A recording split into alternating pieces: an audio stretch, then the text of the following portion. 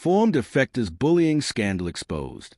Before we get into this absolutely explosive story, do yourself a favor and hit that subscribe button, because UK Connors is where you get the political stories that matter, unfiltered and unapologetic. Right? Let's dive in. Picture this. Conservative Party Conference, Manchester.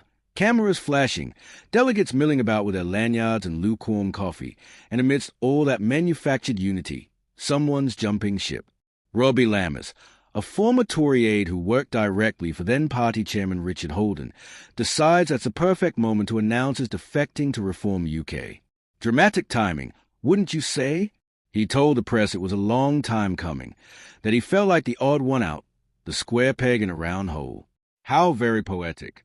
How very convenient. But here's where it gets interesting, and by interesting, I mean absolutely damning. Because what Mr. Lammers didn't mention during his grand defection speech, what he conveniently left out whilst positioning himself as some sort of principled rebel, was that he'd been found guilty of bullying and harassing a female colleague. Not alleged, not rumoured. Found guilty by Parliament's Independent Complaints and Grievance Scheme, an official investigation that doesn't mess about. The report, which the Express has exclusively obtained, makes for genuinely uncomfortable reading. The investigator didn't mince words. They found that Lammers abused a position of authority, creating what they describe as an intimidating, hostile, and humiliating environment. Let those words sink in for a moment. This wasn't a personality clash. This wasn't robust political debate. This was someone in power making a colleague feel vulnerable, upset, undermined, humiliated, and threatened. Those are the investigator's words, not mine.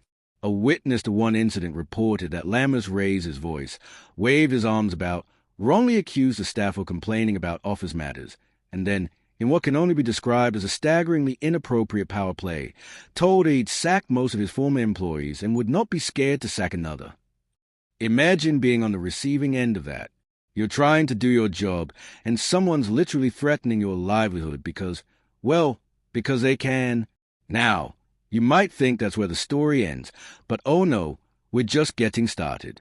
Since news of the ICGS findings broke, former colleagues have been coming out of the woodwork with their own accounts of working with Mr. Lammers. One former staffer claimed that complaints were made about sexual harassment and alleged that he found female staff members' addresses on VoteSource, that's the party database for those not in the know, and sent cards to their homes. Another colleague described him rather colorfully as a massive creep and said he was let go because he was shit. Direct quote there.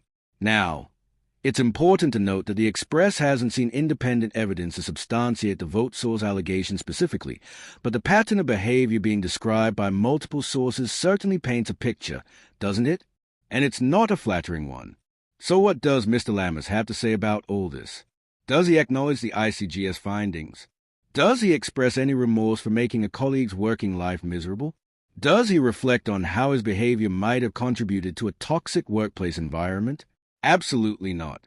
Instead, he's gone for the classic deflection strategy, telling the Express, "This complaint is a hit job from CCHQ and Richard Holden, as they are furious about my defection." A hit job? Let's just pause on that for a second. An independent parliamentary investigation conducted by the ICGS, a body specifically designed to handle workplace complaints impartially, upholds a complaint of bullying and harassment against you, and your response is to call it a political hit job? That's quite the spin, isn't it? It's the political equivalent of everyone's out to get me when actually, perhaps, just perhaps, you're simply being held accountable for your actions. What's particularly galling about this defense is the timeline. The investigation wasn't launched after his defection. The complaint was made whilst he was still very much part of the Conservative operation, working for Richard Holden. The ICGS process takes time. These things don't happen overnight.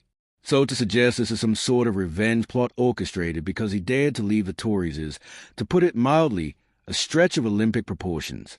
And here's where it gets even more interesting from a political perspective. Reform UK, the party that's welcomed Mr. Lammers with apparently open arms, has been approached for comment. Their response? Radio silence. Not a word. Not even a "we take these allegations seriously and are looking into them." Nothing. Which raises some rather uncomfortable questions about what sort of vetting process, if any, Reform UK actually has. Are they so desperate to grab defectors from the Conservatives that they'll take anyone, regardless of what's in their recent history? Is this the party that's supposed to represent a fresh start for British politics? Because let's be absolutely clear about what we're talking about here. This isn't about political ideology. This isn't about Brexit positions or tax policy or immigration numbers. This is about workplace conduct. This is about how people in positions of power treat the people working for them. This is about whether someone who's been found to have created a hostile, intimidating, and humiliating environment for a colleague should be welcomed into a new political party without so much as a raised eyebrow. The Conservative Party, for all their many faults, at least has an independent complaints process that investigated this matter and upheld the complaint. The victim in this case, because let's call her what she is, a victim of workplace bullying, went through that process. She had to relive whatever happened, provide evidence, possibly face cross-examination of her account. That takes courage. That takes determination. And the independent investigator believed her. What message does it send when someone found guilty through that process can simply waltz over to another party and be welcomed without question? What does it tell other victims of workplace harassment or bullying in political spaces? That if your harasser just changes party, everything forgotten? That political parties care more about scoring points against each other than they do about maintaining basic standards of workplace conduct? Mr. Lammers positioned his defection as a principled stand, painting himself as someone who didn't fit the tribal mold of the Conservative Party. But looking at this fuller picture, one has to wonder whether the defection was less about principle and more about expedience. Less about ideology and more about finding somewhere that wouldn't ask uncomfortable questions about an ICGS investigation. And what about the woman at the center of this?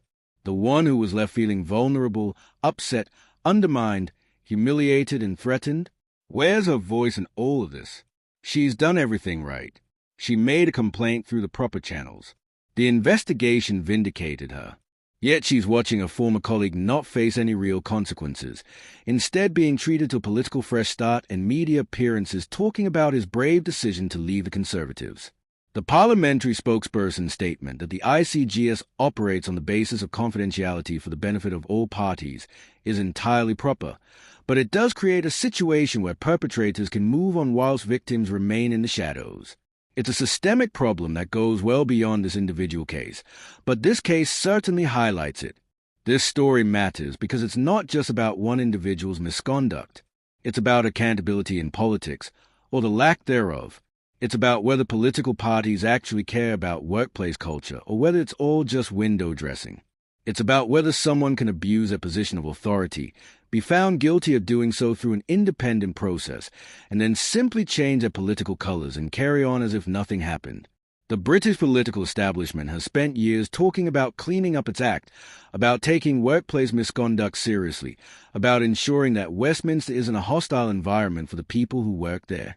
This case will be a test of whether that's genuine commitment or just empty rhetoric. Will Reform UK address this properly, or will they continue their silence? Will other political figures speak out about the importance of maintaining standards, or will partisan tribalism win out? One thing's certain, this story isn't going away. Too many people know what happened. Too many former colleagues have spoken out. The official report exists and has been seen by journalists. Mr. Lammers can call it a hit job all he likes, but that doesn't change the fact as found by an independent investigation. So there you have it. The reformed defector who left the Tory staffer humiliated, threatened, and working in a hostile environment, now claiming he's a real victim of a political conspiracy. It's quite the narrative, isn't it? And if you think this is the last we'll hear about standards and accountability in British politics, well, you clearly haven't been paying attention. Make sure you're subscribed to UK Connors because we'll be following this story and every other story the establishment hopes you'll ignore. We're just getting started.